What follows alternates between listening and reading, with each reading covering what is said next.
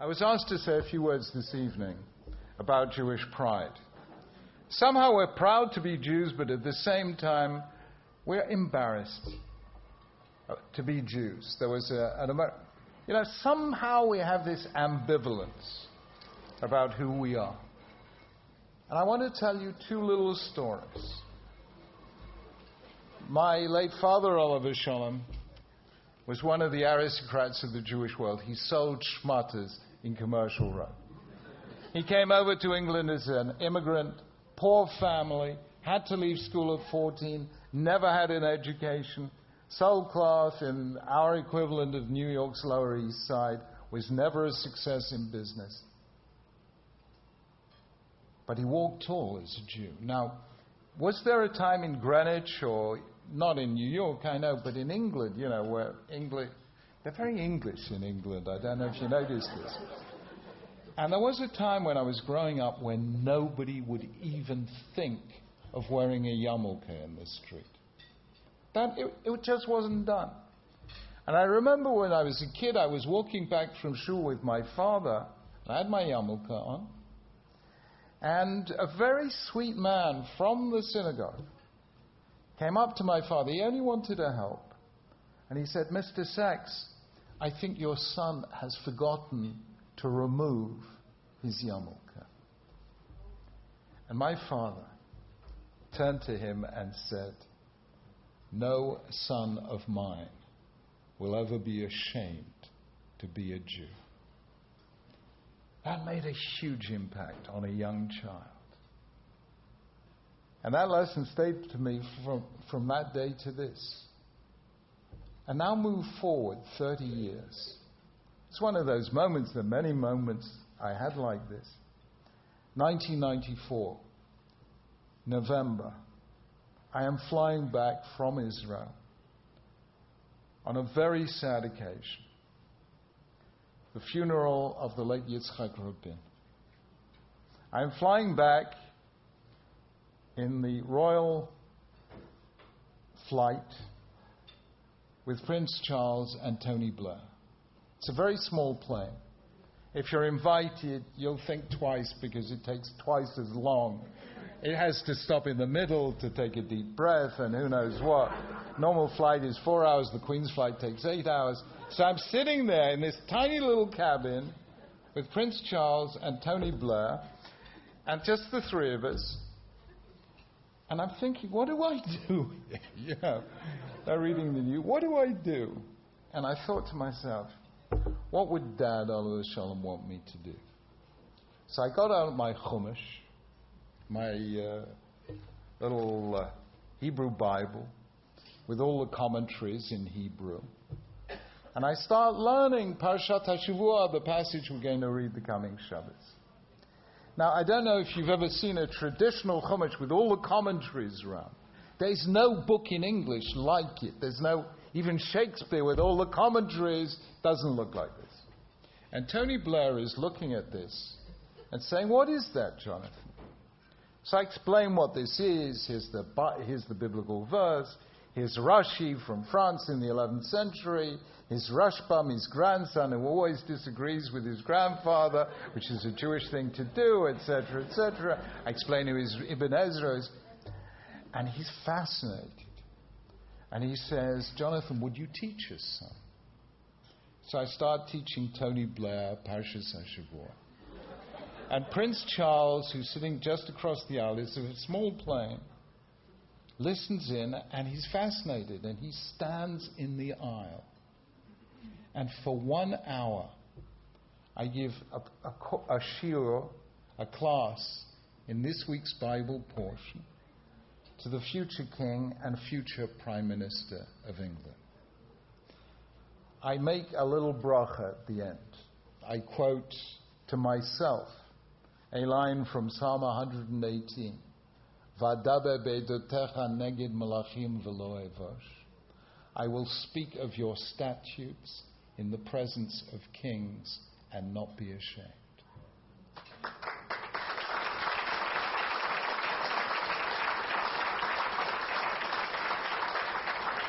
That was 20 years ago, and in both cases, it was the start of two extraordinary and very deep friendships, personal friendships, during which I had the privilege of advising both of them, but really what they wanted to do was study Torah together.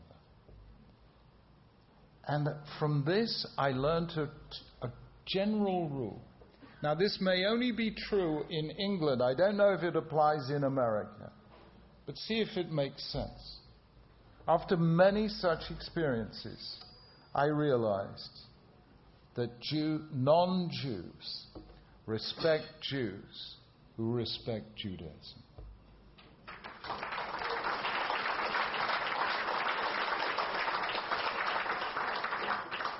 And non-Jews are embarrassed by Jews who are embarrassed by Judaism.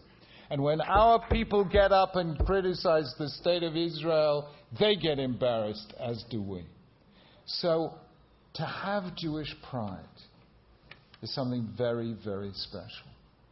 And I can't begin to tell you how much we have to have pride in. Here we are, this tiny little people. You know, there was a wonderful French liberal writer called Voltaire.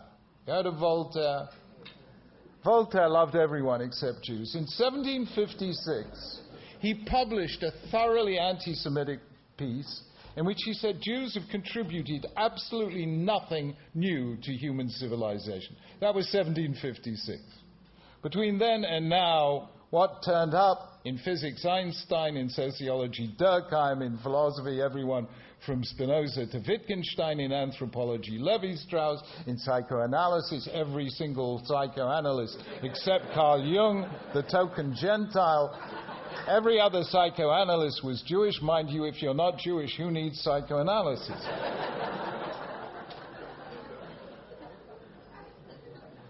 1/5% of the population of the world, 26% of Nobel Prizes in physics, 27% of Nobel Prizes in medicine, 41% of Nobel Prizes in economics, 10 Nobel Prizes for literature, 49% of chess masters. You name it, we did it. We even produced... You want atheists and apikoros and heretics? We did that as well. 3 of the 4 world's great heretics of the modern age were Jewish. Spinoza, Marx, and Freud. The only one who wasn't Jewish was Charles Darwin. Why Charles Darwin wasn't Jewish, I don't know. Had a big beard, he was a total heretic, he should have been Jewish. It was obviously a random genetic mutation.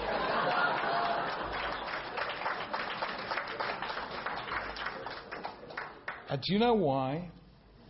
Let me tell you. What is your first memory? What is your first Jewish memory as a child? Can I give you a clue? I tell you, this actually happened. 2005, I had the privilege of being knighted by Her Majesty the Queen. And you will not believe this, but at Buckingham, it's true. Buckingham Palace actually created a special little handrail for me, because when you are made a knight by the Queen, you kneel. But Jews don't kneel to anyone except the Almighty. So they had to make a special rail that I could lean forward a little bit on. It's a true story. And when this happens, the Queen is a bit bemused and turns to Prince Philip and says, "Why is this night different from all other nights?"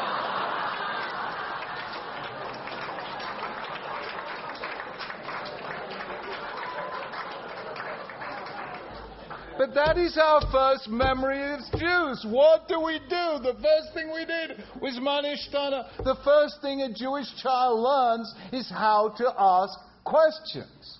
You know what that does for the mind. That is why we produce so many great thinkers. Everyone else, you get taught something, you accept it. A Jew asks why. And this is Isidore Rabbi, the Nobel Prize-winning physicist, said, "My mother made me a scientist because everyone else came back from school. They said, 'What did you learn in school today?' I came back from school. Izzy, the Frex, the good, the kasher. Did you ask a good question in school?" This is the Jewish way. There was a parliamentary scandal in the 1990s in Britain called Cash for questions. Members of Parliament were being bribed to ask questions in Prime Minister's question time. I said, that is the difference between a Gentile and a Jew. A Gentile, you have to pay to ask questions. A Jew, you have to pay not to ask questions. It's good for the mind. But I tell you, it's good for the soul. Is there any institution in the world as powerful as Shabbos? I have to tell you something. You know, Israel and the Jewish people need friends, and we've been trying, Elena and I, over the last 10, 20 years to make some of those friends. And we realized that we have some serious friends in India, the Hindus, the Sikhs. There are 1 million plus 1.2 billion Indians. And so we spent a week with Hindu and Sikh leaders and the Dalai Lama in Amritsar in North India. And I tell you, I almost fell off my chair because I was lecturing to the university, the Sikh university, and as was the Dalai Lama.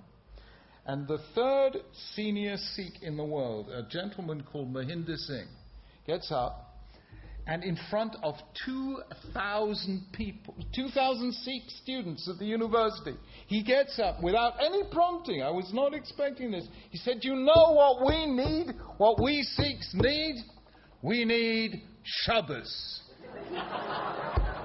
He says, you cannot believe this. The Jews, one day every week, drop everything. They spend time with their family. They spend time with their friends. They come to you. We need Shabbos. I said, Mahinder, I'm taking you over. You can give that sermon in all our shuls. I tell you, we had an international conference on climate change in Copenhagen 2010. For some reason, the government decided they wanted to send a religious message. So we got all the religious leaders there. True story. The Environment Secretary. So I gave a little 5-minute dvar and I said, guys, you know, a serious problem, climate change, we have the answer. We call it Shabbos. Now just work out, if everyone in the world did not drive a car or fly a plane on Shabbos, we'd lower by 1/7 the world's carbon footprint. You know who loved this? The imams. They loved it. They said, we're going to tell everyone, don't drive to the mosque on Friday. I didn't get him to give that one in shul, but for various reasons. They love Shabbos. And it is something beautiful. I'll tell you something. 20 years ago, I made a full-length documentary for the BBC, not a Jewish program, about the state of the family in Britain. Because, you know, we've got a lot of failed marriages, non-marriages. And I thought it'd be interesting to get a non-Jew to experience something Jewish and just film her reactions. I got a lady called Penelope Leach, who was Britain's leading expert in how to bring up children. Very famous lady. And I took her into a Jewish primary school on a Friday morning. You know what they do in a Jewish primary school on a Friday morning? They do a mock Shabbat. She is watching as these 5-year-old mother and father and the 5-year-old grandparents. And then they're blessing the 5-year-old children and they're making kiddush and amotzi and goodness knows what. And she's enthralled. And it was very beautiful television. And she's asking these 5-year-old children, what do you like about Shabbos? What don't you like about Shabbos? This non-Jew who never went inside a Jewish school and never knew nothing about Judaism. And the kids are saying, well, what we don't like, you can't watch television on Shabbos. It's terrible. She said, what do you like? And this 5-year-old boy said, you know what I like? It's the only night Daddy doesn't have to rush off. And as we were leaving the school, she turned to me and said, you know, Chief Rabbi, that Sabbath of yours is saving their parents' marriages.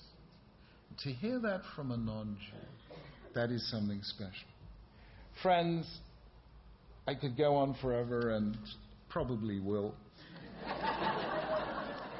I have to tell you, one of my problems coming from England to America is the discovery that not every word in American English means the same as in English.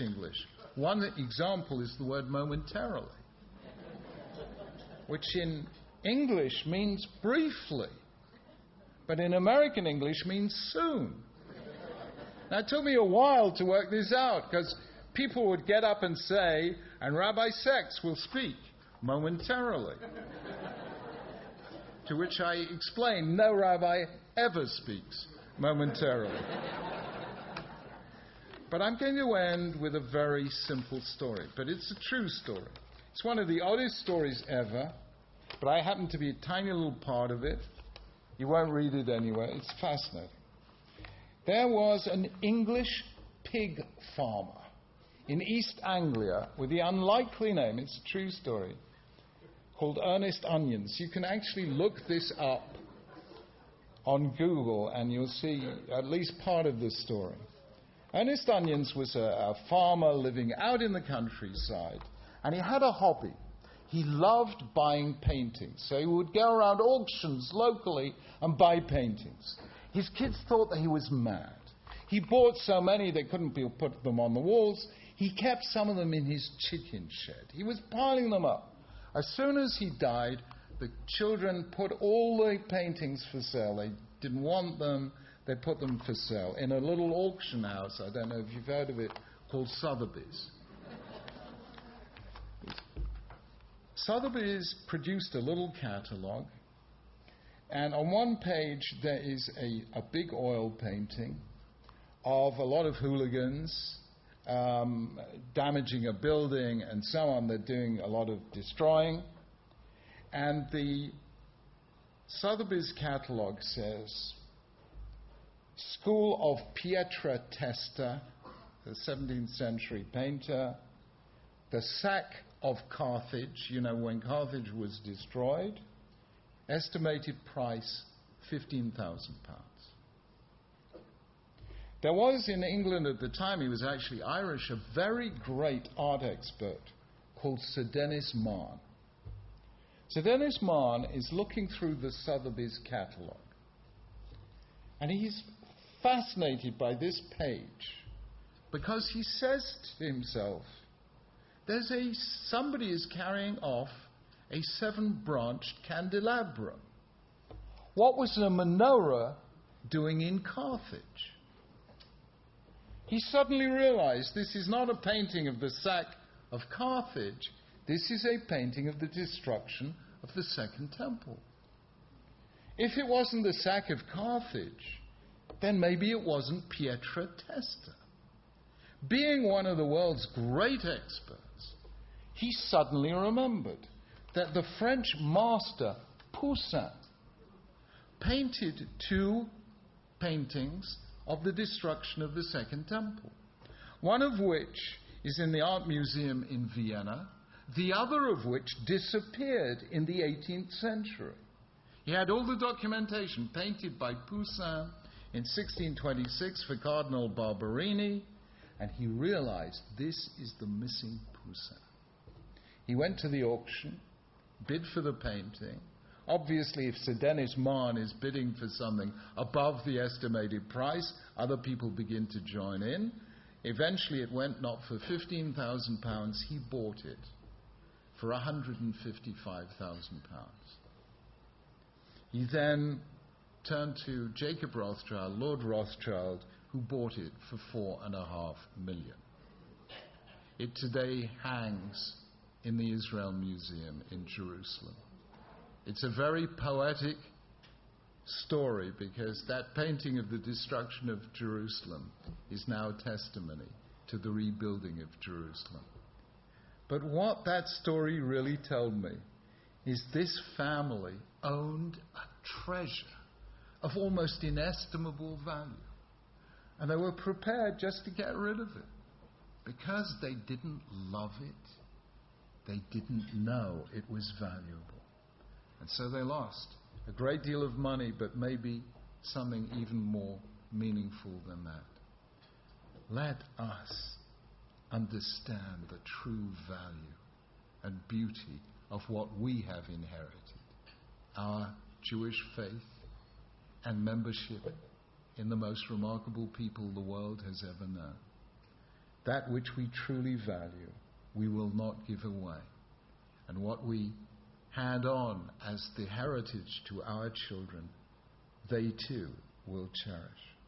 May we have real pride, because we are part of that great people that 4,000 years ago changed the world, and which the world still needs today as much as it ever did before. Walk tall as Jews, walk proud as Jews, and the world will admire us for being true to our heritage. That is Jewish pride. Let us now walk the talk. Thank you very much indeed.